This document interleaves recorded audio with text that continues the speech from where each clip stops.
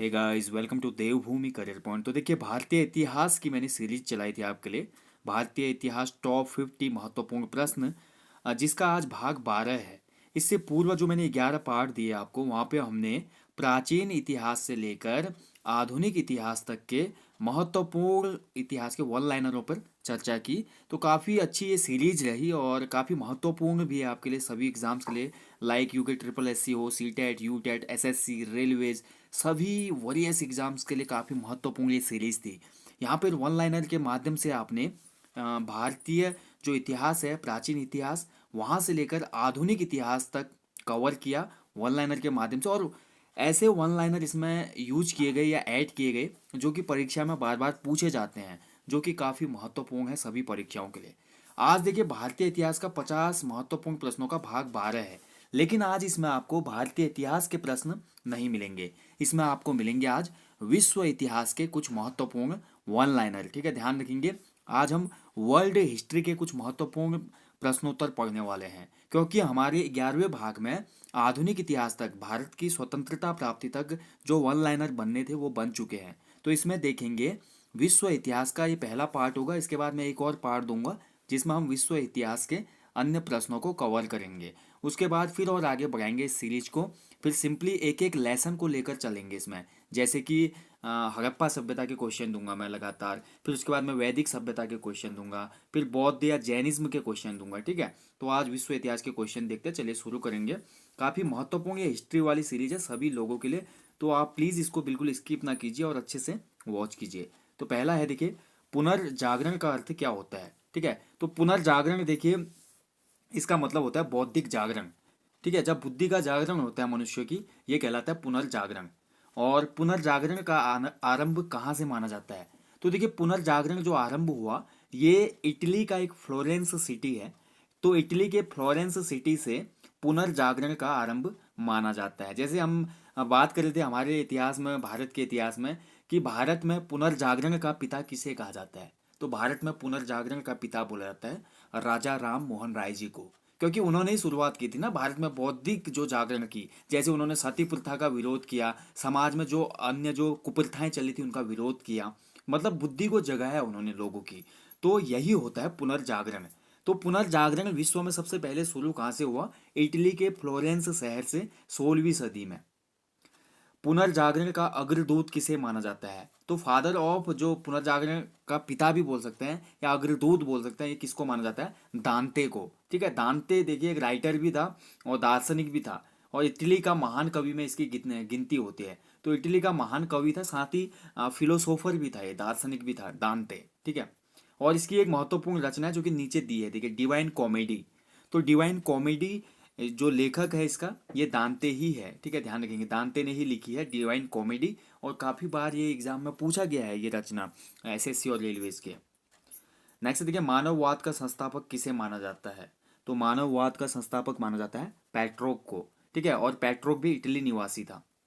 आधुनिक राजनीतिक दर्शन का जनक किसे कहा जाता है? तो आधुनिक राजनीतिक दर्शन का जनक बोला जाता है मैकियावली को। ठीक है, ध्यान रखेंगे, मैकियावली। और मैकियावली की एक पुस्तक काफ़ी फेमस है, द प्रिंस। द प्रिंस का राइटर है मैकियावली।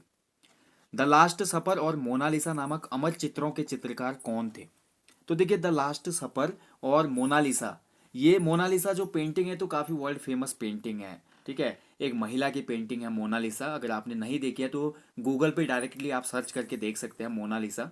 तो मोनालिसा पेंटिंग ने एक विशेष पहचान दिलाई थी इस चित्रकार को, और इसका नाम था लियोनार्डो दी विंसी। ठीक है, ध्यान रखेंगे, लियोनार्डो दी विंसी, और ये इटली का ही निवासी था। द लास्ट जजमेंट एवं द फॉल ऑफ मैन, महान कृतियां किसकी हैं? द तो द लास्ट जजमेंट और the last of the fall of the man, ठीक है, ये महान कृतियां लिखी है माइकल एंजेलो ने। तो माइकल एंजेलो भी इटली का ही निवासी था। Othello, Romeo and Juliet, Hamlet, ये किसकी रचनाएं हैं?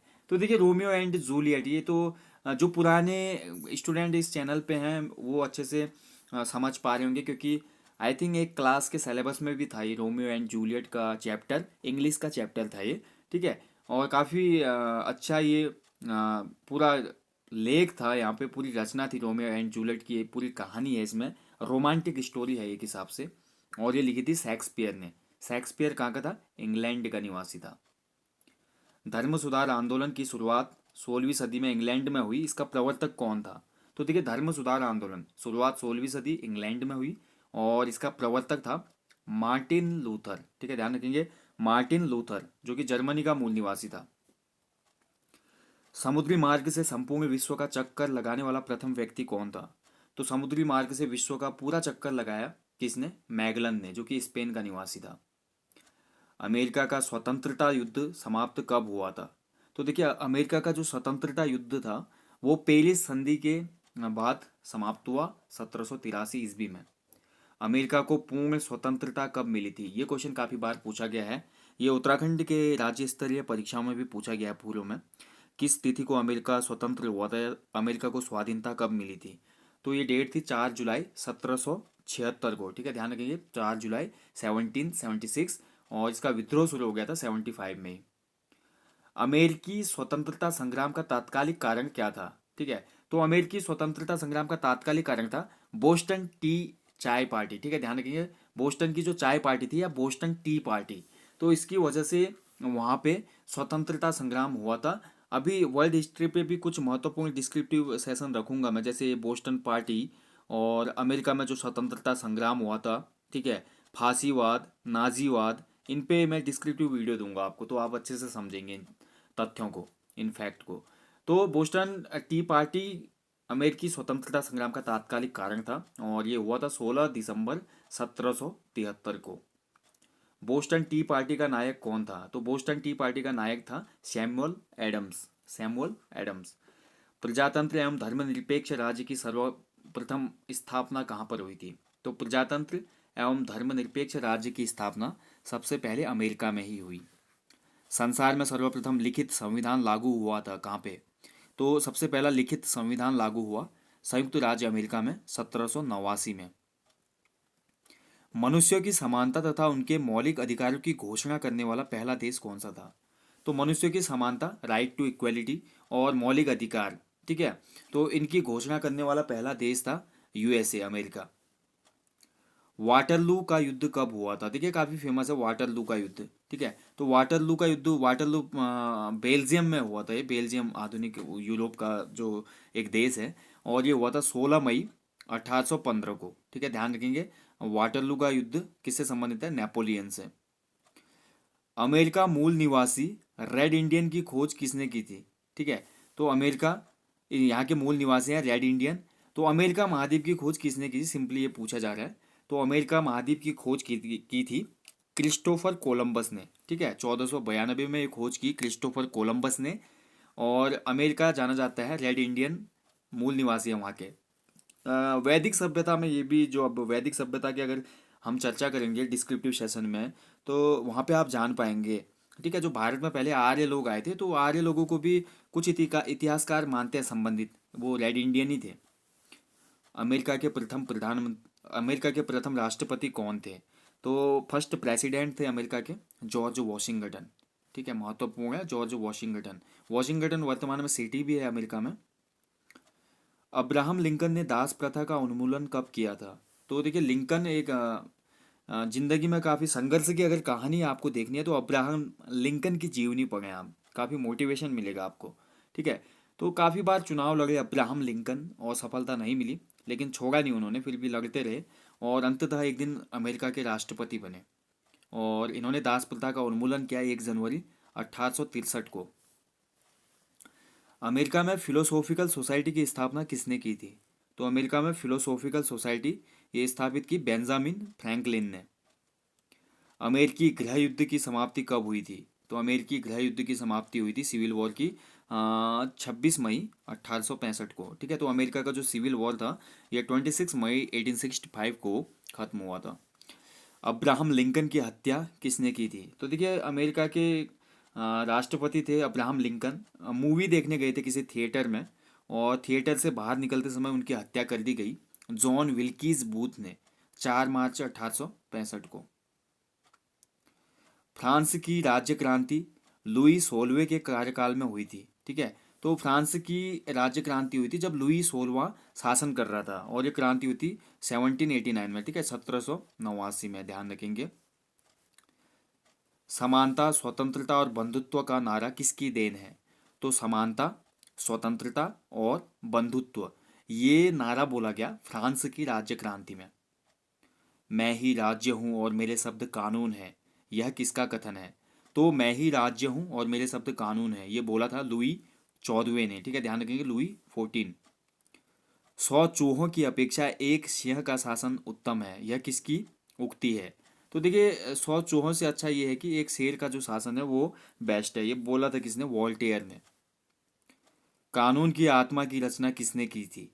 तो कानून की आत्मा, ये रचना की थी मॉन्टेस्क्यू ने। ठीक है, ध्यान रखेंगे, मॉन्टेस्क्यू ये भी एक राइटर था और दार्शनिक भी था साथ में, काफ़ी इनका नाम देखने को मिलता है। मापतोल की दशमलव प्रणाली किसकी देन है? तो मापतोल की दशमलव प्रणाली ये फ्रांस की देन है। नेपोलियन का जन्म कोर्सिका द्वीप की राजधानी अजासियो में कब हुआ था? तो नेपोलियन देखिए काफ़ी अपने टाइम का एक प्रतापी और पराक्रमी राजा था, काफ़ी युद्ध लड़े इसने, और इसका जन्म हुआ था 15 अगस्त 1769 को। ठीक है, 15 अगस्त 1769। इंग्लैंड को बनियों का देश किसने कहा था? तो देखिए, इंग्लैंड को बनियों का देश बोला था, ठीक है, व्यापारियों का देश, ये नेपोलियन ने ही बोला था। और नेपोलियन के पिता का नाम था कार्लो बोनापार्ट। नेपोलियन, अन्य नाम लिटिल कारपोल, फ्रांस का सम्राट कब बना? तो नेपोलियन, जिसका अन्य नाम था लिटिल कारपोल, ठीक है, ये फ्रांस का सम्राट बना 1804 ईस्वी में। आधुनिक फ्रांस का निर्माता किसे माना जाता है?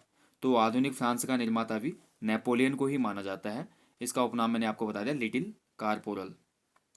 मित्र राष्ट्रों की सेना ने नेपोलियन को वाटरलू के युद्ध 18 जून 1815 में पराजित कर नज़रबंद किया था, कहाँ पे? ठीक है, तो देखिए, मित्र राष्ट्र मतलब कुछ देश मिल गए थे आपस में और सभी ने मिलकर फिर फ्रांस पे हमला किया, और नेपोलियन और मित्र राष्ट्रों के बीच युद्ध हुआ था, कहाँ पे? वाटरलू का युद्ध जाना जाता है ये, जो कि 18 जून 1815 को हुआ था। इसमें फिर पराजित हो गया नेपोलियन, और सेंट हेलेना द्वीप पर इसको नज़रबंद कर दिया गया। किसको? नेपोलियन को। भारत और चीन के बीच पंचशील समझौता कब हुआ था? तो भारत और चीन के बीच पंचशील समझौता हुआ था 20 अप्रैल 1954 को। ठीक है, ध्यान रखेंगे, 20 अप्रैल 1954 को। इटली के एकीकरण का जनक किसे माना जाता है? तो इटली का एकीकरण किया था किसने? जोसेफ मेजिनी ने। ठीक है, ध्यान रखेंगे, जोसेफ मेजिनी ने, और इसका जन्म हुआ था जेनेवा में। जेनेवा वर्तमान स्विट्जरलैंड में है। ठीक है, ध्यान रखेंगे। अगला देखिए, लाल कुर्ती नामक सेना किसने संगठित की थी? तो लाल कुर्ती, ये सेना का संगठन किया था गैरीबाल्डी ने। ठीक है, ध्यान रखेंगे, गैरीबाल्डी। और इसको इटली की तलवार भी बोला जाता है, ध्यान रखेंगे। ठीक है, गैरीबाल्डी को। तो विश्व इतिहास के कुछ महत्वपूर्ण यहाँ पे वन लाइनर हमने डिस्कस किए। पार्ट 2 में हम, अब जब नेक्स्ट पार्ट आएगा इसका टॉप 50 वाला, तो वहाँ पे बचे हुए क्वेश्चनों को रीड करेंगे। काफ़ी और महत्वपूर्ण क्वेश्चन है अभी विश्व इतिहास के। आज के जितने भी यहाँ पे क्वेश्चन दिए गए हैं सभी महत्वपूर्ण हैं, आप इन सभी क्वेश्चन को नोट कीजिए, क्योंकि ये क्वेश्चन बार बार रिपीट होते हैं एसएससी, रेलवे, अन्य सभी एग्जाम्स में। ठीक है, खासकर ये वाटरलू का युद्ध कब हुआ था, और नेपोलियन का जन्म कब हुआ था, ठीक है, कहाँ का शासक था नेपोलियन, लाल कुर्ती जो सेना थी इसका संगठन किसने किया था, इटली के एकीकरण का जनक किसे माना जाता है। ठीक है, और काफ़ी क्वेश्चन ऐसे बनते हैं। और ऊपर मैंने आपको बताया जो मार्टिन लूथर कौन था, दार्शनिक था, उसकी रचनाएं क्या थी, शेक्सपियर की रचनाएं पूछ ली जाती है, दांते की रचना डिवाइन कॉमेडी। ठीक है, तो ऐसी रचनाएं काफ़ी महत्वपूर्ण है, तो इनको आप अच्छे से नोट कीजिएगा। देखिए, गिने चुने और काफ़ी खोजे गए प्रश्न हैं। ठीक है, अगर विश्व इतिहास की मैं बात करूं, अगर कंप्लीटली लाएंगे तो काफ़ी बड़ा सेशन होता है विश्व इतिहास का, लेकिन ये ऐसे प्रश्न हैं जो कि बार बार एग्जाम में पूछे जाते हैं। ठीक है, तो पुनर्जागरण का अग्रदूत दांते को माना जाता है, दांते की रचना आपने याद रखनी, डिवाइन कॉमेडी है। ठीक है, उसके साथ साथ देखिए मार्टिन लूथर किंग, ध्यान रखेंगे, धर्म सुधार आंदोलन शुरू किया इसने, इंग्लैंड में शुरू किया, लेकिन बेसिकली ये कहाँ का निवासी था? जर्मनी का था, जर्मनी का। ठीक है, ध्यान रखेंगे। समुद्री मार्ग से विश्व का पूरा चक्कर लगाया किसने? मैगलन ने। और अमेरिका की खोज किसने की थी? क्रिस्टोफर कोलंबस ने, उस 1492 में। ठीक है, अमेरिका के पहले राष्ट्रपति थे जॉर्ज वॉशिंगटन। मैं ही राज्य हूँ और मेरे शब्द कानून है, लुई 14वें के कथन है। इंग्लैंड को बनियों का देश किसने कहा? नेपोलियन ने कहा, नेपोलियन बोनापार्ट ने। ठीक है, तो ये ऐसे, और पंचशील समझौता तो महत्वपूर्ण है ही है, भारतीय इतिहास के दृष्टिकोण से भी महत्वपूर्ण है कि भारत और चाइना के बीच पंचशील, जो पंचशील समझौता हुआ कब हुआ? इस पंडित जवाहरलाल नेहरू ने भी इसमें मेन उनका रोल था यहाँ से भारत की तरफ से। ठीक है, ध्यान रखेंगे। नेहरू थे उस समय प्रधानमंत्री भारत के। तो ये हो गया आज हिस्ट्री टॉप 50 पार्ट 12 हमने यहाँ पे देखा। आगे बढ़ने से पूर्व और वीडियो समाप्त करने से पूर्व एक इन्फॉर्मेशन देनी है आपको। आप मुझे अनअकैडमी लर्निंग ऐप पर भी फॉलो कर सकते हैं। उत्तराखंड संबंधी वरीयस कोर्स वहाँ पे चल रहे हैं, उनका भी लाभ उठाएं आप। साथ ही देवभूमि करियर पॉइंट को सब्सक्राइब करना, लाइक करना और शेयर करना ना भूलें। वीडियो अच्छी लगी तो कमेंट कीजिएगा। कोई डाउट या क्वेरी है तो आप फेसबुक पेज पे मैसेज कर सकते हैं मुझे, या अनअकैडमी लर्निंग ऐप पर भी आप मेरे को मैसेज कर सकते हैं, वहाँ भी मैसेज का ऑप्शन रहता है। या आप कमेंट बॉक्स में कमेंट कीजिए, मैं जल्दी ही आपको रिप्लाई करूँगा। So thank you for watching guys. Please मेहनत करें और अच्छे से स्टडी करें, अपना ध्यान भी रखें। जल्दी ही मिलेंगे। जय हिंद, वंदे मातरम।